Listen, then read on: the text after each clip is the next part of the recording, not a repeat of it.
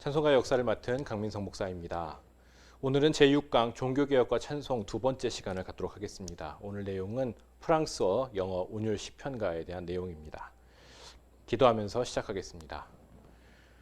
하나님, 사순절을 잘 지나가게 하여 주시고 그 기간 동안 주님께서 주신 그 모든 은혜를 생각하며 저희들의 경건 훈련을 잘 감당할 수 있도록 인도해 주시니 감사드립니다.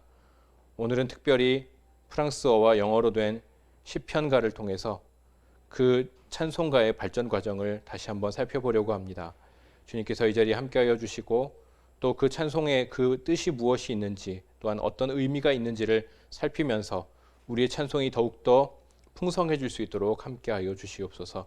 이 시간을 온전히 주님께 맡겨드리며 예수님의 이름으로 기도드립니다. 아멘. 이 시간 찬송 부르면서 시작하도록 하겠습니다. 첫 번째 드릴 찬송은 만복의 근원 하나님입니다.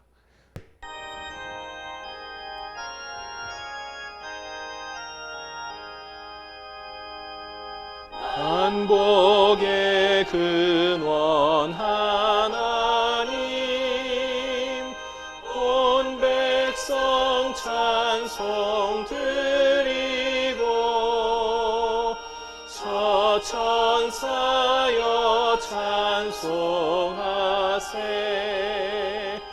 찬송 성부 성자 성령.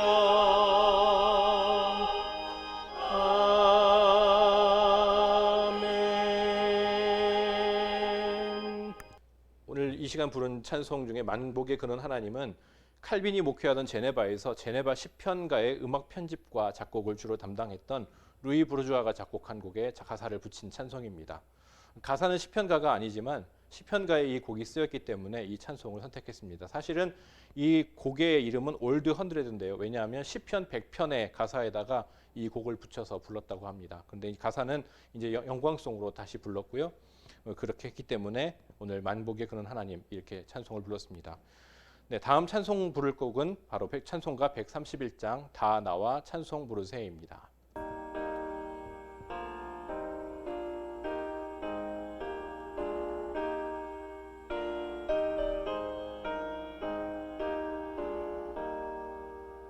다 나와 찬송 부르세.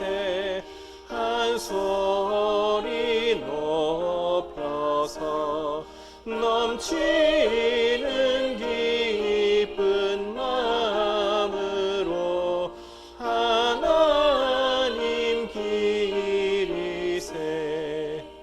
그 보좌 앞에 엎드려 한없는 감사와 무궁한 찬송 드려서 구세주 기리세.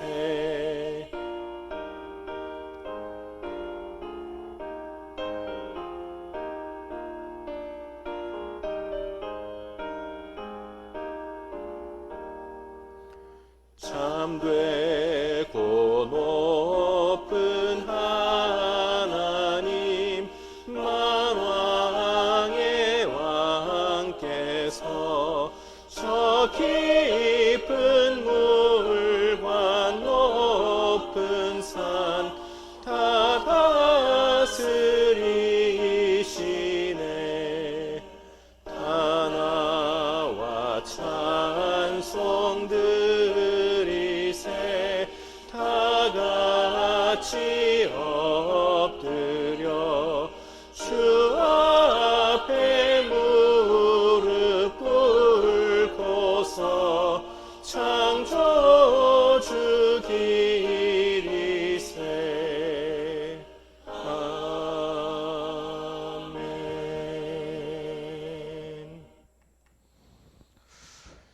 이 시간 부른 찬송가 다 나와 찬송 부르세는 장로교라는 이름을 가지게 된 원인이 된 스코틀랜드 장로교회의 시편가에 수록되었던 시편 95편을 가사로 한 찬송입니다.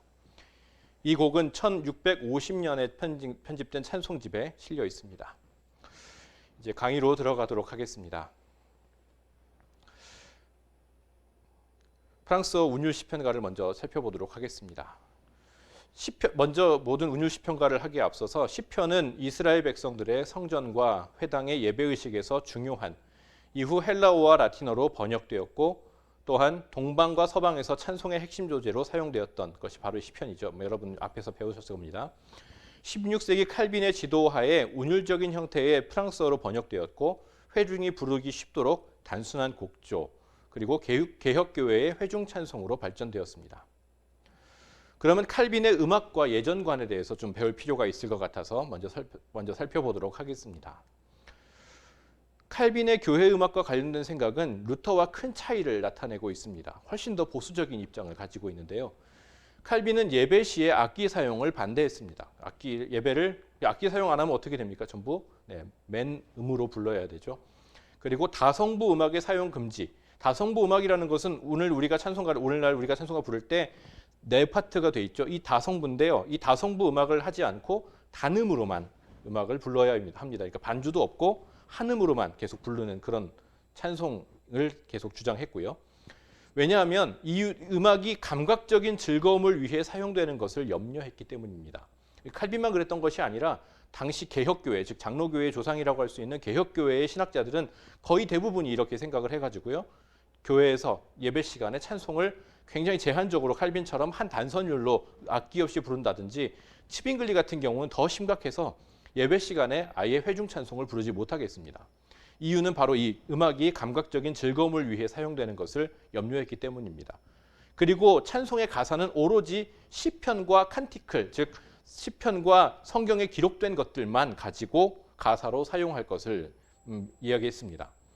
이유는 인간이 만들어낸 노래에는 경박하고 이단적인 것이 끼어들 수 있다는 우려가 있기 때문입니다. 그러니까 사람들이 막 짓다 보면 자기의 그 체험에 따라서 만들 수 있는데 그 만들다 보면 그 체험이 어쨌든 그 좀 검증이 필요한 체험이 될 수도 있기 때문에 그래서 문제가 돼서 이런 것들을 사용하지 못하게 했습니다.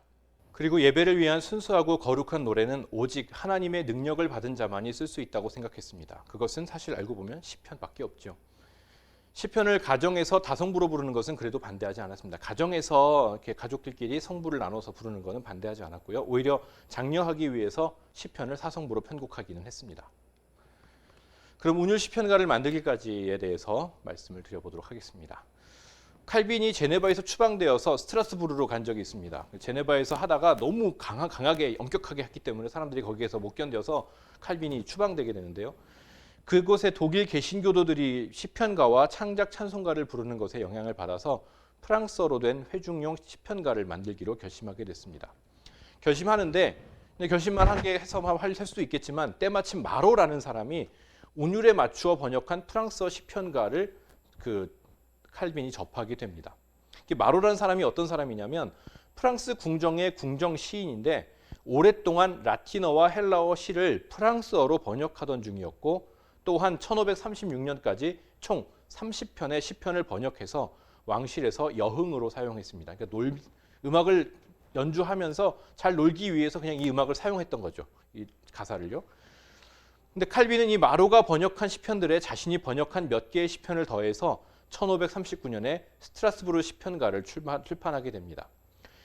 근데 여기서 중요한 것은 이제 역사 연구가 리처드 테리라는 사람이 이런 이야기를 했습니다. 역사는 이상한 아이러니로 가득 차 있지만 카톨릭 궁정에서 여흥으로 시작된 프랑스 운율 시편가가 개신교의 가장 엄격한 분파의 노래가 된 것만큼 이상한 것은 없을 것이다 라고 얘기했습니다. 여흥을 위해서 사용했다고 했잖아요. 놀려고. 근데 그것을 그대로 가져와서 그것이 바로 가장 엄격한 교파의 찬송가로 쓰였다는 겁니다. 그것이 굉장히 큰 아이러니다라고 말을 하고 있습니다. 그럼 시편가집의 종류에 대해서 일일이 말씀을 드려보도록 하겠습니다. 시편가집은 첫 번째로 아까 말씀드렸던 것처럼 스트라스부르 시편가가 있습니다. 1539년에 되어 있고요. 원 제목은 음악에 붙인 몇 개의 시편과 노래라고 원 제목입니다. 총 19편의 시편이 번역되어 실려 있고요. 13편은 마로가 번역한 거고 6편은 칼빈이 번역했습니다. 그리고 칼빈이 번역한 시므온의 노래, 칸티클에서 본 적 있죠. 그리고 십계명이 사도신경이 곡조와 함께 실렸습니다. 그러니까 이런 것들을 곡조에 붙여서 노래를 부를 수 있도록 한 거죠. 그리고 사용된 곡조들 중 일부는 독일 곡조인데요. 이 이 독일 곡주를 작곡한 사람은 그라이터라는 사람입니다. 스트라스부르 성당의 가수였고요. 이분이 시편 25편, 36편, 91편, 138편 이렇게 이 곡을 가지고 작곡을 여기 이 시에다가 곡을 붙여서 작곡을 했습니다. 그리고 다흐슈타인이라는 사람도 있었는데요. 이분은 시편 46편, 113편을에다가 곡을 붙였습니다. 기타 마로의 시편들에는 대부분 프랑스의 세속 곡조를 차용해서 사용했습니다. 뭐 영을 위해 사용했기 때문에 그 당시 유행하던 곡들을 이렇게 붙여서 이렇게 찬송을 한 거죠. 그 다음에 나온 것이 제네바 시편가입니다. 제네바 약간 스트라스부르로 갔다가 다시 제네바로 돌아오는데요.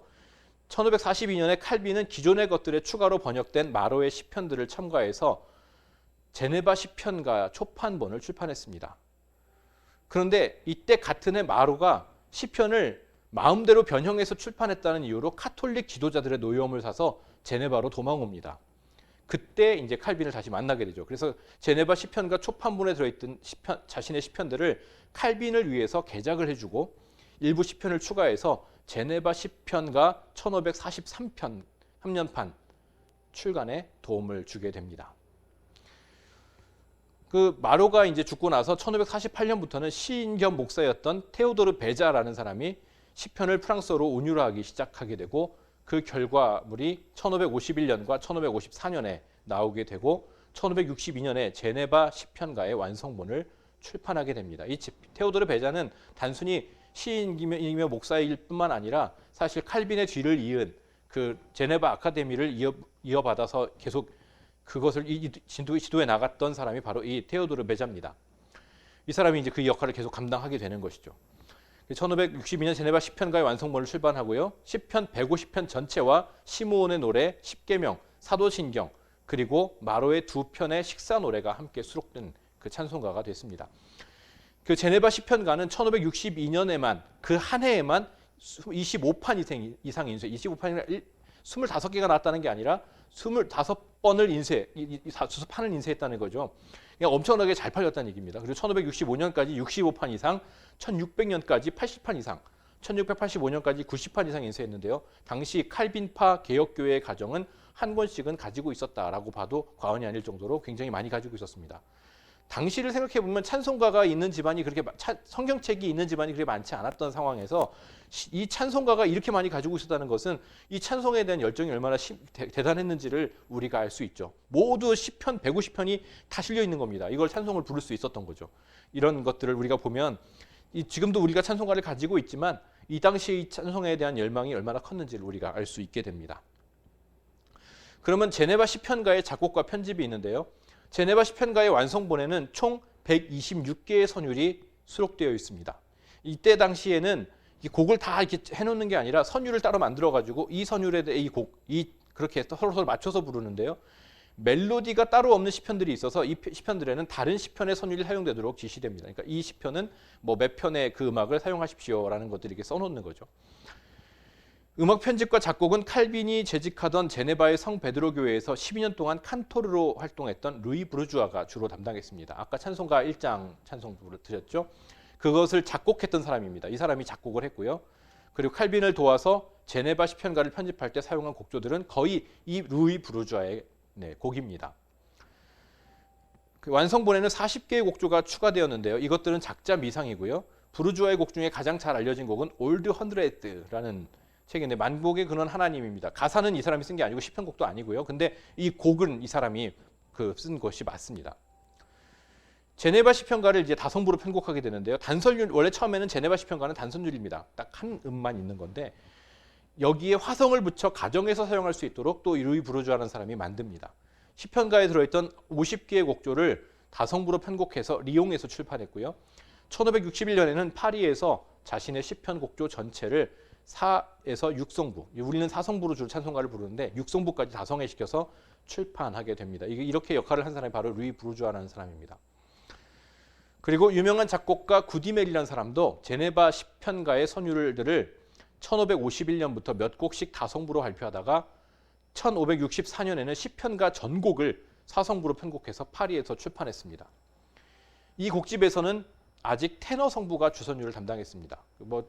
전에 카톨릭 거기에서 나왔지만 테너 그리고 루터비 쿼랄에서 나왔었지만 이 주선율이 테너였거든요. 처음에는 테너였다가 이제 나중에 이제 소프라노가 주선율이 됐는데 지금 아직까지는 테너 성부가 주선율을 담당하게 됩니다. 구디멜의 시편가는 유럽에 널리 퍼져서 시편가의 보급에 크게 이바지하고요. 이후에 다성부 찬송가들의 구조에도 큰 영향을 주게 됩니다. 지금도 우리도 찬송가 다성부죠. 이렇게 영향을 주게 됩니다. 구디멜 외에도 르죄느라는 사람이 제네바 시편가를 다성부로 편곡했고요. 4, 5성부로 쓰여진 그의 작품집은 그의 사후인 1613년에 발간되었고요. 프랑스어와 네덜란드에서 널리 사용됐습니다. 그리고 자느갱이라는 사람 역시 82개의 시편가 선율을 4성부로 편곡해서 1559년에 출판했고요. 네덜란드에서는 스벨링크가 제네바 시편가 전체를 4성부에서 8성부까지 편곡해서 발표하게 됩니다. 계속 이 시편가에 대해서 이제 성부 편곡을 해가지고 각자 가정에서 이대로 부를 수 있도록 해준 겁니다. 그렇게 해서 이 찬송이 부르게 했고요. 제네바 시편가가 이제 유럽에 전파되게 되는데요. 제네바 시편가는 발간된 지 얼마 되지 않아서 독일어, 영어, 네덜란드어로 번역돼서 불과 30년 만에 22개 언어로 번역돼서 개신교 찬송가 역사에 커다란 영향을 미치게 됩니다. 이 당시 찬송가 하면 시편이기 때문에 이 시편가는 갖고 있으면 되게 이 시편을 부를 수 있는 거 되고요. 독일어, 영어, 네덜란드 여기 이 나라에서 있는 그 개신교도들이 이 성경책 이 찬송가를 가지고 찬송을 부르게 된 겁니다. 번역분들 중에서 가장 눈에 띄는 것은 루터교도였던 롯바서라는 사람이 독일어로 발간한 제네바 시편가인데요. 독일의 칼빈파 개혁교회 교도들에 의해서 애창됩니다. 루터교도가 번역을 했지만 이제 칼빈파 개혁교도들이 이제 주로 노래를 부르죠. 왜냐하면 루터교는 이 창작 가사를 인 찬송가도 많고 그렇기 때문에 굳이 이런 걸 안 불러도 되는데 이 칼빈파 개혁교회는 이것만 불러야 되기 때문에 이곳이 꼭 필요했죠. 그래서 이것들을 가지고 이제 노래를 부르게 됩니다. 1566년에는 우텐호베가 런던에 거주하는 네덜란드 교포사회를 위해서 제네바 시편가를 네덜란드어로 출판합니다. 그런데 이렇게 네덜란드로 출판해줬는데 네덜란드 장로교회는 이 번역을 수용하지 않고요. 다테누스라는 사람한테 시편을 재번역하게 해서 이를 공인했습니다. 그리고 청교도였던 영국의 루스에 의해서 영어로도 번역되어서 스코틀랜드를 중심으로 애창되게 됩니다. 구디멜이 1564년에 사성부로 편곡한 제네바 시편가는 1573년 독일, 1602년과 1620년 네덜란드, 그리고 1740년과 1762년에 이탈리아에서 각각 해당 국가의 언어로 출판됐고요. 17세기, 18세기에 유럽 다성부 교회 음악의 모델로 작용하게 됩니다. 그러면 이 은율 시편가들의 시적 음악적인 특징들을 알아보도록 하겠습니다. 먼저 구조는 독일의 코랄처럼 유절 형태입니다.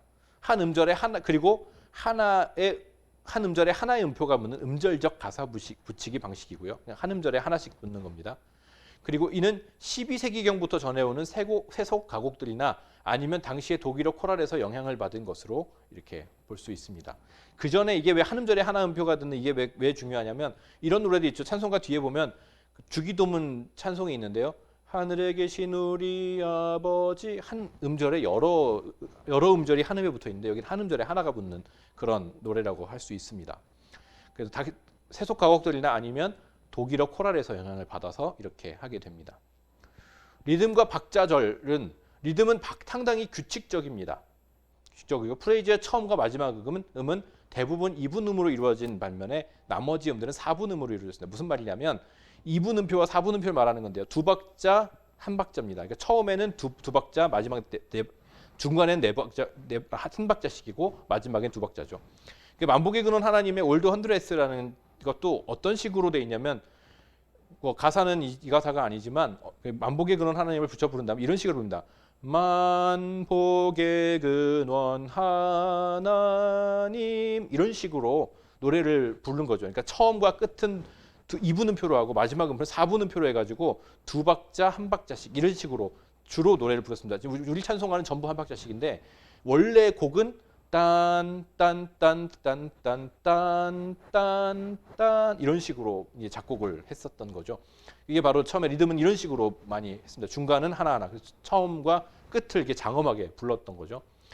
시편가가 언어의 악센트 구조보다는 음악의 악센트 구조에 초점이 맞추어지는 것을 알 수 있는데요. 지난 시간에는 독일어는 가사의 억양을 중요시했다고 했습니다. 독일어의 특유의 그 억양을 많이 살려서 작곡을 했다면 여기는 가사 역량이 아니라 음악의 역량을 가지고 많이 이제 시편가를 지었다는 것을 볼 수 있습니다. 왜냐하면 프랑스어가 독일어에 비해서 언어적 악센트를 적게 가진다는 점이 크게 작용한 것으로 보입니다. 그러니까 언어 자체에 그 악센트가 없다는 얘기죠. 저도 뭐 어문학자는 아니기 때문에 그것이 어떤 식으로 다른지는 잘 모르겠지만 어쨌든 그렇다는 얘기를 볼 수 있게 됩니다. 조성인데요. 조는 단조, 장조 이런 거 얘기하는 겁니다. 근데 여기는 이 당시에는 장조, 단조 이런 것이 지금 우리나라처럼 우리 지금 알고 있는 음악의 그런 것처럼 나오지 않기 때문에 당시 교회 선법에 바탕을 두어서 하게 됩니다. 그래서 현재 단조음계 가장 많이 사용된 선법은 현재 단조음계에 가까운 도리아 선법 1, 2 선법이고요. 프리지아의 정격 선법인 3선법 그리고 믹소리디아의 정격 선법인 7선법과 변격 선법인 제8선법도 적지 않게 사용되었습니다. 그런데 프리지아의 변격 선법인 제4선법과 현재 장단조음계에서 가장 먼 리디아의 선법인 제5, 6선법은 거의 사용되지 않았습니다. 이는 제네바 시편가의 음계가 나름대로 현대적인 경향을 띠고 있다는 것을 입증합니다. 시간이 점점 흐른 거죠. 사실 루터와 칼빈의 걸 보면 거의 한 세대가 뒤로 가게 되거든요. 루터와 같은 시기에 종교개혁을 했던 사람은 츠빙글리고 츠빙글리보다 한 세대 아랫사람이 바로 이 칼빈입니다. 그렇기 때문에 이 제네바 시편가는 아무래도 세대가 더 밑으로 가기 때문에 좀 더 현대적인 음악 형태를 띠게 된다는 것을 볼 수 있습니다. 선율인데요. 선율이 가급적 한 옥타브 안에서 움직인다는 점입니다. 찬송 부르기가 좋잖아요. 이 옥타브가 너무 벌어지면 선율이 사이가 너무 벌어지면 밑으로 너무 내려가서 노래를 못 부른다든지 아니면 너무 높아서 이 목이 아파서 노래를 못 부르는 경우가 있는데 가급적이면 한 옥타브 안에서 움직일 수 있도록 선율을 작곡했다는 겁니다. 찬송가 부르기가 쉬웠겠죠.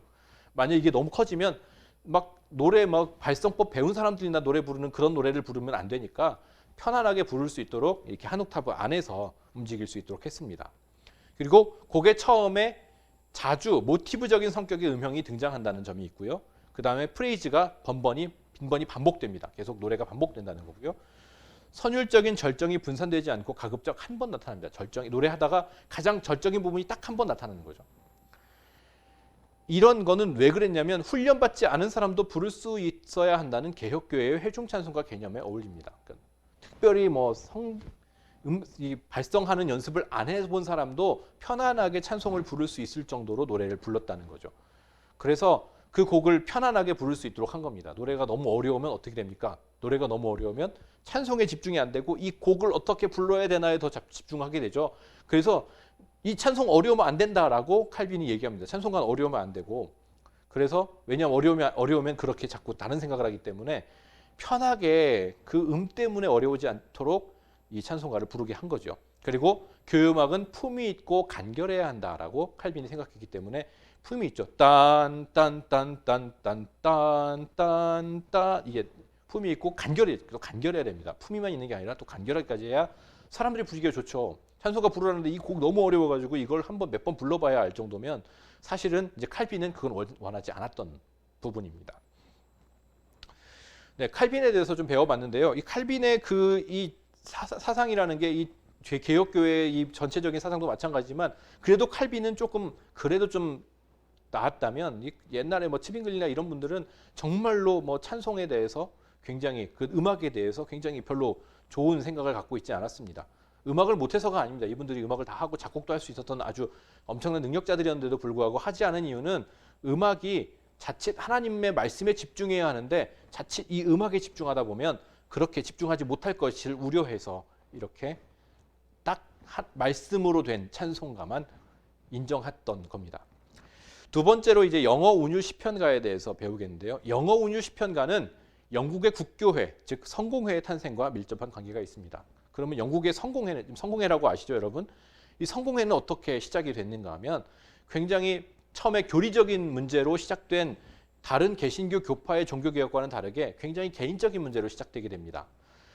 헨리 8세라는 왕이 있는데요. 헨리 8세가 이제 먼저 지금 왕비였던 사람이 캐서린이라는 왕비가 있는데요.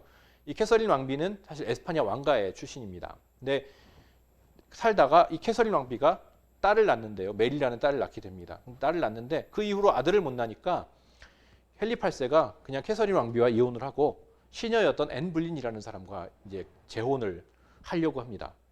그런데 이제 교황이 모든 걸 다 관여하잖아요. 교황이 그 이혼 찬성 못하오라고 얘기한 거예요. 그러니까 왜 찬성을 못하냐면 뭐 종교적인 이유로도 찬성할 수 없지만 무슨 뭐가 있었냐면 이 에스파냐 왕가가 이 교황청을 굉장히 많이 후원해주는 왕가였기 때문에 그 에스파냐 왕비가 쫓겨내려가면 안 되잖아요. 그러니까는 안 된다고 막은 겁니다. 그런데 이제 이 해리 8세가 아니 지가 뭔데 나 할 거야. 그래서 이혼을 해버리는 거죠. 교황의 말을 안 듣고 이혼을 합니다. 그러니까 이 교황이 이런 괘씸한 사람 만나 하고서 어떻게 하냐면 그 헨리 8세를 파문해버리죠. 그러니까 너는 카톨릭 교인 아니야. 그러니까 헨리 8세가 어떻게 하냐면 그래 알았다 그래 놓고 영국 교회의 수장은 교황이 아니라 나다라고 해버린 거예요. 그래서 그때부터 영국의 성공회의 수장은 누가 되냐면 바로 영국 국왕이 됩니다. 지금도 엘리자베스 2세가 지금 영국 성공회의 수장입니다. 교단장이라고 하면 그 사람이에요. 물론 그 밑에 캔터베리 대주교라고 실제로 성직자인 사람이 실제로 역할을 하긴 하지만 상징적으로나마 이 교단의 우두머리는 바로 영국 국왕입니다. 그런 것이 있어서 이제 아예 이렇게 떨어져 나왔던 영국 성공회에서부터 이제 시작하게 됩니다. 그럼 영어 운율 시편가는 어떻게 생성되고 발전되었는지를 살펴보도록 하겠습니다. 이 마로가 번역한 프랑스어 운율 시편가는 아까 말씀드렸죠. 마로라는 사람을 말씀해 드렸는데요. 운율 시편가는 영국에도 알려졌습니다. 그리고 헨리 8세의 궁정 내관이었던 스턴홀드는 그것을 모방해서 1540년에 이미 시편을 영어로 번역하기 시작했습니다. 왜 번역을 했냐면 동료 시종들이 부르는 노래들에 추잡한 내용이 많아서 이를 대체하려고 한 겁니다. 그러니까 막 노래에 막 속된 것들이 너무 많고 지저분한 가사들이 너무 많으니까 이 노래 지적 더러워 해가지고 시편가를 불러서 이제 시편가를 부르게 한 겁니다. 이게 좀 고상하잖아요, 아무래도. 그래서 그렇게 하기 위해서 여기에다가 시편가를 이제 하려고 했던 거죠. 그래서 다윗의 시편에서 발췌된 시편가를 번역해서 여기는 19편의 운율 시편이 수록됐고요. 당시에 유행하던 민요가락이 붙여져 있습니다. 그냥 민요가락이 편하니까 거기다가 시편 가사만 딱 붙여서 이렇게 쉽게 부르도록 한 겁니다. 두 번째 시편가집은 스턴홀드가 죽은 후인 1549년에 출간됐고요. 그가 전에 번역했던 19편의 시편 외에도 18편의 시편이 추가로 수록돼서 발간되게 됩니다. 스턴홀드가 1549년에 세상을 떠나니까 서포크주의 목사이면서 교사였던 홉킨스가 그의 번역 작업을 이어받았습니다. 그리고 그 결과 1557년에 스턴홀드가 번역한 37개의 시편과 홉킨스가 번역한 7개의 시편이 책으로 출판되게 됩니다. 이렇게 해서 스턴홀드와 이 홉킨스가 이 책을 번역하게 되는 것이죠. 이 두 사람이 굉장히 중요합니다. 이와 별개로 1556년에는 메리 여왕의 박해를 피해 제네바로 피신하였던 영국 교도들을 위해서 제네바 시편가집이 만들어집니다. 이게 메리 여왕의 박해라고 말씀드렸는데요. 헨리 8세가 죽고 나서 헨리 8세가 처음에 캐서린 왕비의 사이에서 낳은 사람이 바로 이 메리 여왕입니다. 메리 여왕이 있고 그 다음에 왕이 엘리자베스. 근데 거기서 앤 불린이 낳은 또 시녀가 낳은 또 딸만 낳은데 거기도요. 딸만 낳은데 그 딸이 바로 엘리자베스 1세고요. 그 다음에 또 그 다음 이 사람은 처형을 당하고 앤 불린 아예 처형을 당하고 그 다음에 또 결혼한 사람이 낳은 아들이 바로 에드워드 6세라는 왕인데요. 그 왕자와 거지라는 소설을 아시죠? 그 소설의 어떤 모티브가 됐던 이 사람이 바로 그 에드워드 6세입니다. 근데 에드워드 6세는 오래 살지 못했고요. 헨리 8세 다음에 바로 에드워드 6세가 왕이 됐는데요. 에드워드 6세가 오래 살지 못하고 병으로 일찍 죽습니다. 많이 좀 굉장히 선정을 베풀고 훌륭한 왕이었는데 오래 살지 못하고 죽는 바람에 그 이복 누이였던 메리가 왕이 됩니다. 메리가 왕이 되니까 메리는 어떤 입장일까요? 성공회를 좋아하지 않겠죠. 왜냐하면 자기 아버지가 자기 어머니랑 이혼하려고 만든 게 성공회니까 성공회를 좋아하지 않죠. 오히려 카톨릭의 성향이 강한 사람입니다. 그래서 성공회나 또 다른 뭐 칼빈파 이런 개혁교회들을 굉장히 핍박하게 되거든요. 그래서 제네바로 피신합니다. 이때 이 영국 교도들을 위해서 제네바 시편가집이 만들어지죠. 영어로 된 거죠. 스턴홀드와 홉킨스가 번역한 44개의 시편과 위팅햄이 번역한 7개의 시편을 수록했고 대부분은 영국 곡조입니다. 영국 사람들 위해서 했다는 거를 알 수 있죠. 그리고 프랑스 시편가에서 취해진 곡조는 단 2곡밖에 없습니다. 그리고 1558년, 1561년에 증보되고 1561년 판에서는 키드가 번역한 시편도 25개 수록돼서 이 키드라는 사람도 역시 메리 왕 때 박해를 피해서 유럽으로 피신한 사람입니다. 그 사람이 25개를 수록했고요. 그 중에 18편은 제네바 곡조로 이 곡을 붙이게 됩니다. 그 다음에 이제 영어로 번역한 최초의 시편과 전집은 시편과 전집 존 데이가 편집했고요. 이것은 시편 전체인 150편 전체와 칸티클로 이루어져 있습니다. 그리고 스턴홀드와 홉킨스 번역 시편가로도 불립니다. 이 두 사람의 이름은 계속 나와요.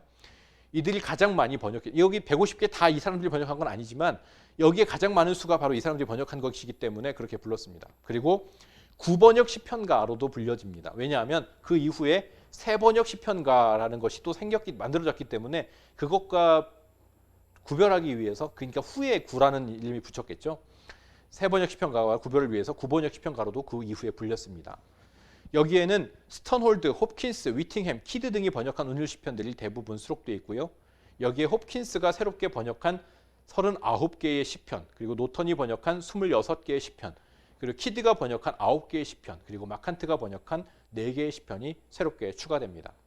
그리고 60개의 곡조가 수록되어 있고요. 그중 13개는 제네바, 그 외에는 영국의 곡입니다. 그런데 사실 영국의 곡도 양식상은 제네바 곡조와 유사한 곡이라고 합니다. 이 책이 출판되니까 엘자베스 1세 여왕은 영국 국교회가 이를 예배에서 정식으로 사용되도록 했습니다. 엘자베스 1세, 지금 영국 여왕은 엘자베스 2세입니다. 엘자베스 1세인데요. 이 사람은 누구냐면 바로 그 에드워드 6세의 또 메리 여왕의 배다른 여동생이죠. 그리고 에드워드 6세의 그 배다른 누님이고요. 이 사람이 그 메리 여왕이 죽고 나서 이제 왕이 되는데요. 이때 이제 예배에서 이 시편가를 정식으로 사용하도록 허가했습니다. 그리고 불, 타이, 탈리스, 몰리 등 같은 작곡가들이 이 시편가집을 다성부로 편곡했습니다.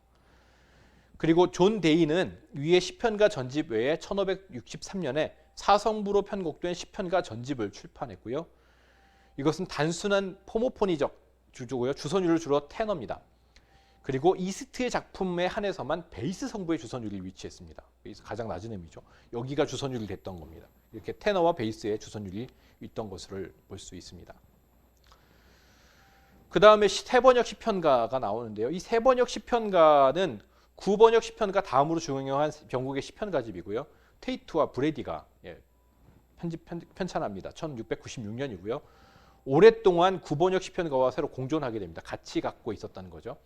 새로에 사용된 곡조 중 일부는 우리에게 잘 알려진 곡인데요. 하노버라는 곡이 있고요. 그 다음에 세인트 앤느라는 곡입니다. 이 찬송가 34장과 찬송가 71장에 사용됐습니다. 거듭 말씀드리지만 이렇게 하노버, 세인트 앤느 이렇게 쓰는 이유는 이 곡이 찬송가 34장에 쓰였고 이 곡이 찬송가 71장에 사용됐다는 말이지 이것이 곧 그거라는 말은 아닙니다. 세번역 찬송가는 구번역 찬송가와 더불어 웨슬리의 감리교 찬송가가 등장하는 1740년대까지 국교회에 공인된 찬송가로서 계속 사용되게 됐습니다. 국교회 하면 성공회입니다. 근데 영국은 나라 전체가 그걸 공유하기 때문에 이거 국교회라는 말을 쓰고요. 그럼 성공회 다른 나라에서는 성공회라고 불리죠.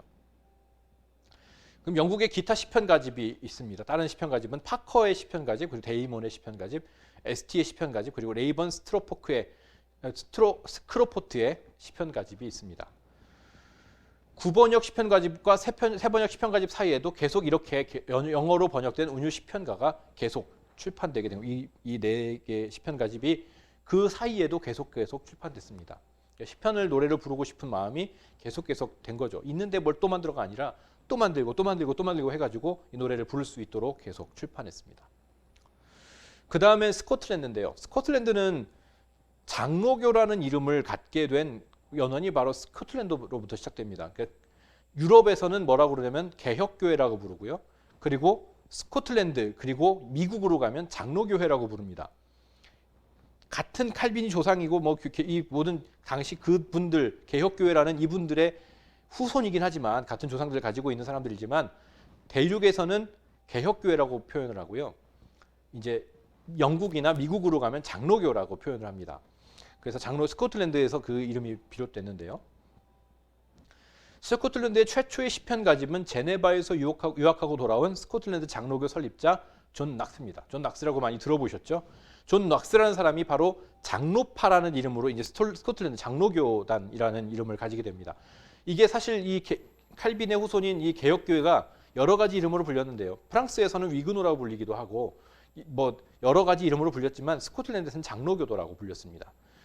그리고 그렇게 이제 이 사람에 의해서 최초의 시편까지 만들어지게 되는데요. 왜 유명한 사람들은 이런 거 다 만드냐? 뭐 다 제자를 시킨 거 아니냐? 뭐 누군 딴 사람이 하고서 이름만 이렇게 딴 거 아니냐라고 생각하시겠지만 사실은 이 당시에는 공부하는 사람들이 굉장히 적었습니다. 그러니까 혼자서 다 해야 되는 거예요. 그리고 다른 사람들은 이거를 따로 이렇게 맡아서 할 수가 없습니다. 이름 없는 사람들은. 왜냐하면 배우지를 못했으니까요.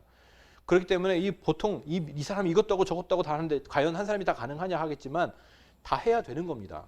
능력이 있든 없든 간에 일단 하다 보면 다 하게 되기 때문에 그 사람들이 다 한 거 맞습니다. 네, 그럼 그 사람이 만든 이 존 넉스가 만든 것은 먼저 스코틀랜드 시편가 1564년에 만들어졌고요. 1561년판 영어 제네바 시편가에서 가져온 총 87개의 시편과 1562년판 영어 시편가에서 가져온 42개의 시편, 그리고 스코틀랜드 작가인 크레이그와 폰트가 번역한 총 21개의 시편이 수록되어 있습니다. 네, 그렇게 되고요. 그 다음에 곡조로는 영국과 프랑스의 시편가집에서 가져온 100여 개의 곡조를 사용했습니다. 이 중 33개가 제네바 시편가에서 가져온 것이고요. 특정 시편에 속하지 않은 공통 곡조들도 있습니다. 예로는 케이트니스라는 곡조인데요. 이 곡조 이름이에요. 이거는 보면은 이 가사가 따로 있는 건 아닙니다. 스코틀랜드 시편가는 이후 1560년에도 제작되었습니다. 가사만 있는 거로 만들어졌고요. 그중 여호와는 나의 목자시니는 통일 찬송가, 지금 찬송가 아니고요. 그 전에 쓴 찬송가 437장에 있는 찬송가가 있고요. 그 다음에 전에 강의 시작할 때 찬송드렸던 다와서 찬송 부르세가 알려져 있습니다. 이것은 다와서 찬송 부르세는 시편곡이 맞습니다. 이 곡은 그대로 부른 곡이라고 할 수 있고요. 그러면 영어 운율 시편가의 곡조는 어떤가라는 것을 우리가 알아볼 필요가 있겠습니다. 영어 운율 시편가의 곡조는 단순하고요. 음절적으로 가사를 붙입니다. 운율은 가장 통속적이었던 발라드 운율, 즉 한 절이 2행 그리고 각 행이 8 더하기 6, 14음절로 이루어진 운율입니다. 리듬은 제네바 시편가처럼 상당히 규칙적이고요. 18세기에 들어와서는 리듬을 다채롭게 화성을 풍부하게 이렇게 하면서 음악적인 변화를 계속해서 시도하게 됩니다. 처음에는 리듬을 단순하게 했던 거죠. 단순하고 규칙적으로 했습니다. 왜냐하면 아시겠지만 단순하고 규칙적이면 뭐가 좋겠습니까? 처음 들어보는 곡도 이거 이렇게 부르면 되겠구나라고 한 번만 들어보면 이렇게 부르는 거구나 하고 편하게 부를 수 있게 되겠죠. 그렇기 때문에 단순하고 그리고 규칙적으로 만든 겁니다. 그런데 18세기 이후에는 이제 조금 변화를 시도하게 되는 거죠. 근데 시편가는 쇠퇴하게 됩니다. 시편가가 왜 쇠퇴하게 되느냐? 첫 번째는 국교회뿐만 아니라 칼빈의 찬송 원칙을 포기하지 않았던 장로교회에서도 일부의 제네바 시편가를 제외하고는 창작 찬송가를 점점 도입하기 시작했기 때문입니다.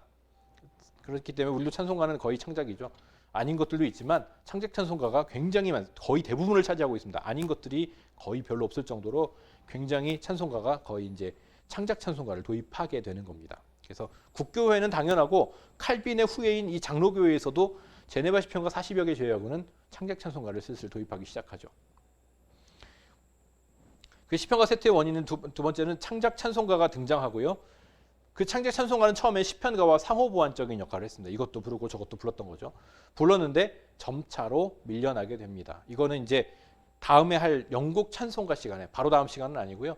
영국 찬송가 시간에 자세히 소개하도록 하겠습니다. 그 다음에 요거는 시편가 자체의 문제입니다. 뭐냐면 산문체 시편이 운문체로 지나치게 규격화됐다는 거죠. 왜냐하면 시편이라는 게 운문으로만 돼 있는 게 아닙니다. 시의 형식을 띄고만 싱식만을 띈 게 아니라 그 중에는 산문 형식을 띄고도 있죠. 소설, 이게 말하듯이 한 것들도 있고 그런 것도 있는데 그 모든 거를 전부 너무 다 시처럼만 규격화시켰던 겁니다. 그러다 보니까 이게 제대로 이게 번역들이 올바로 번역이 된 것인가에 대한 생각을 하게 되는 것이죠. 그래서 엘리자베스 1세는 뭐라고 얘기했냐면 제네바의 장난이다라고 이렇게 표현을 했습니다. 이 운문체로만 만들어 놓은 것을 제네바의 장난이라는 표현을 썼고요. 그리고 그래서 청교도들도 시편을 문자 그대로 번역해야 되지 않느냐라고 얘기했습니다. 이게 시편이라는 게 그런 상황이라는 것도 있는 건데 너무 운문으로만 만들어 놓은 거 아니냐라고 이렇게 한 거죠. 그리고 로체스터 백작이라는 사람이 이런 이야기를 했습니다. 스토놀드와 홉킨스는 마음이 편치 않았다네. 다윗의 시편을 번역한 것은 왕을 기쁘게 하기 위한 것이었지만 다윗 왕이 살아서 그 번역시와 노래를 들어본다면 맙소사 진노할 것이 분명하니 말이네. 이 무슨 말이냐면 왕 앞에서 이 노래를 부르려고 먼저 스톤홀드라는 사람이 했잖아요. 왕 앞에서 이 거룩한 노래 부르지 않게 하기 위해서 이 운율 시편을 가져왔는데, 그래서 왕을 기쁘시게 했는데, 진짜 왕이라고 할 수 있는 다윗 왕이 그 살아서 이걸 듣는다면 어우 화낼 거야. 왜냐하면 이 사람은 그런 걸 원하지 않았을 테니까라고 이제 이 로체스 백작이라는 사람이 이렇게 이야기를 하게 됐습니다. 네, 과제를 드릴 생각 시간이죠. 먼저 프랑스어 운율 시편가와 영어 운율 시편가가 배경이 된 종교개혁의 교파를 각각 적어주시면 됩니다. 운율 시편가는 칼빈을 비롯한 개혁파 종교개혁 제역자들이 가지고 있는 음악에 대한 사고방식을 잘 알 수 있는 것이라고 할 수 있습니다. 칼빈은 그나마 많이 열려 있었다고 말씀드렸죠. 지금 이 열려 있는 칼빈의 이야기도 지금 만약에 우리 교회에서 지금 하자 그러면 예배를 그렇게 삭막하게 드릴 수 있느냐라고 얘기하실 거예요. 근데 가장 많이 열려 있는 사람이 칼빈이었습니다. 그 개혁파 종교개혁자들 중에는요. 치빙글리는 예배 시의 모든 음악을 다 금지했습니다. 노래를 회중 찬송을 하지 못하게 했어요. 그 흔적이 어디 남아 있냐면 교동문에 남아 있습니다. 교동문은 노래를 안 부르잖아요. 그렇게 식으로 했던 겁니다. 이게 찬송 대신에 했던 게 바로 이 교동문이죠. 노래를 안 부르는 겁니다. 이게 흔적으로만 남아 있죠. 찬송가를 부르면서도 교동문을 하는 이유는 그 치빙글리는 이런 식으로 이제 노래를 안 부르고 이제 그 말씀을 교독하면서 이것을 찬송가처럼 그렇게 했던 겁니다. 음악에 대해서 부정적이죠. 이렇게 해서 음악에 대해서 부정적인 것, 카톨릭은 굉장히 음악을 많이 사용했고요. 게다가 루터교도 많이 사용했습니다. 이 음악에 대한 것들을 루터교는 버리지 않고 그대로 갖고 왔다면 개혁교회는 이게 문제다라고 생각하면서 잘라낸 거예요. 그러다 보니까 부정적인 거죠. 그래서 이 문제는 뭐냐면 이 감정을 고양시켜서 말씀에 집중하지 못하게 할 수 있기에 그렇게 한 것입니다. 그러니까 도움을 줄 수도 있지만 때로는 방해가 될 수도 있는 거죠. 만약에 찬송의 은혜를 받았다 그러면 찬송의 은혜를 받은 게 찬송 가사의 은혜를 받은 건지 아니면 곡의 은혜를 받은 건지, 그래서 감정이 올라간 건지, 감정이 올라가 버리면 여기에 그냥 푹 빠져가지고 무슨 설교를 하는 건지 이 가사가 뭔지 잘 모를 수도 있기 때문에 이 개혁파 종교개혁자들은 이걸 하지 못하게 했던 겁니다. 이렇게 엄격한 것을 지키려고 했지만 너무 극단적으로 엄격했기 때문에 오히려 이것이 거의 사용되지 않는 데까지 가게 됐습니다. 저도 집에 이 칼빈의 시편 그 찬송가집이 있어요. 칼빈의 시편 찬송가집을 보면 뭐가 있냐면 우리는 마디가 있는데 여기는 마디가 없습니다. 그냥 음표만 드드드드드 있어요. 그러니까 그 음표의 길이만큼만 따다다닥 해가지고 부르는 건데요. 이런 찬송가를 물론 굉장히 장장이 앞에 표지가 잘 나와 있기 때문에 그래도 멋은 있어 보이는데 사실 이거 배우기도 사실은 지금은 사실 어렵습니다. 그리고 지금 교회에서 이걸 갑자기 하자 그러면 여러분도 상당히 어려우실지도 있어요. 근데 어쨌든 그렇게 이걸 가지고 찬송을 불렀다는 것을 알 수 있습니다. 너무 엄격했기 때문에 거의 사용되지 않게 됩니다. 하지만 이 종교개혁자들의 순수를 향한 열정만큼 우리도 가지고 있어야 될 것 같습니다. 찬송을 부를 때 가사에 우리가 가사가 뭘 말하고 있는지, 그리고 이 가사가 사용된 하나님 말씀이 우리에게 무슨 말씀을 해주고 계시는지를 우리도 그것에 집중을 하고 있어야 되죠. 또 이 찬송을 부르다가 갑자기 우리가 말씀을 들을 때 그 말씀에 우리가 집중 못하게 되는 그런 요소가 있다면 우리는 그거 되게 경계해야 됩니다. 그것을 위한 종교개혁자들의 그 생각만큼은 존중해 줘야 되겠죠. 물론 방법은 잘못됐을 수도 있습니다. 하지만 이 생각 자체는 우리가 존중해 줘야 됩니다.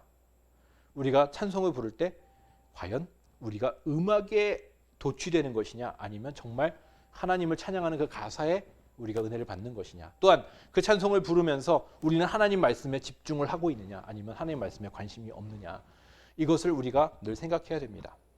하지만 동시에 하나님을 아름다운 음악으로 찬양하려는 그 마음조차도 우리는 또한 존중해야 되죠. 그 이후에 나왔던 모든 찬송가 작가들, 또 웨슬리 형제가 만들어낸 찬송가들도 우리 찬송가에 많이 실려 있는데요. 이 찬송가의 작가들 같이 하나님을 여러 가지 음악으로 또 여러 가지 악기로 찬양하려고 했던 이 마음들도 또한 우리도 가지고 있어야 합니다. 이 두 가지가 우리가 다 있을 때에 찬양을 하나님께 올바로 잘 올려드릴 수가 있고, 또 그 찬양 가운데 하나님께서 우리의 영광을 받아주실 수가, 우리가 올려드리는 영광을 받아주실 수가 있을 것입니다. 이렇게 이제 운율 시편가를 통해서 이제 종교 개혁과 연관되어 있는 찬송가를 이제 마치게 됩니다. 원래는 독일어 코랄과 이 운율 시편가를 같이 다루려고 했었는데요. 독일어 코랄이 워낙 양이 많다 보니까 이거를 두 부분으로 잘랐습니다. 그리고 실제로 성격도 많이 다르기 때문에 이렇게 묶는 것이 훨씬 더 자연스럽다라고 생각됐기 때문에 이렇게 두 개로 나뉘게 되었습니다. 이 운율 시편가에 나오는 이 종교개혁자들의 정신을 다시 한번 우리도 되살리면서 다시 이렇게 하나님께 온전한 찬양, 우리 마음속에서 깊은 곳에서 하나님을 향해서 드려지는 그런 귀한 찬양을 올려드릴 수 있는 그런 귀한 기회가 되시기를 바랍니다. 기도로 오늘 강의를 마치겠습니다. 하나님, 오늘 프랑스어, 영어, 운율 시편가에 대해서 배웠습니다. 음악으로 인해 주님의 말씀이 들려지지 않을 것을 염려해서 종교개혁자들이 하나님의 말씀으로만 이루어진 이 찬송을 그 시기에 부르게 했고, 또한 많은 사람들이 또한 이 찬송을 통해서 또한 하나님을 찬양했던 그것들을 저희들이 바라보았습니다. 주님, 저희들도 이 마음을 가질 수 있도록 인도하여 주시옵소서. 음악에 빠져서 주님의 말씀에 집중하지 못하는 어리석음에 처하지 않게 하여 주시고, 오히려 주님의 말씀에 더욱더 집중하며 또한 그 주님께서 주시는 그 말씀에 따라서 또한 그 말씀으로 그 은혜 받은 것들을 주님께 온전히 올려드릴 수 있는 그런 귀한 찬양하는 자들, 예배하는 자들이 다 될 수 있도록 함께하여 주시옵소서. 늘 예배 드릴 때마다, 찬송할 때마다 이것을 잊지 않게 하여 주시고, 늘 예배 가운데서 주시는 주님의 말씀으로 저희들의 삶을 바꿔주시고 저희들의 모든 것들을 온전히 거룩하게 하여 주시옵소서. 이 모든 것 온전히 주님께 맡겨드리며 예수님의 이름으로 기도드립니다. 아멘.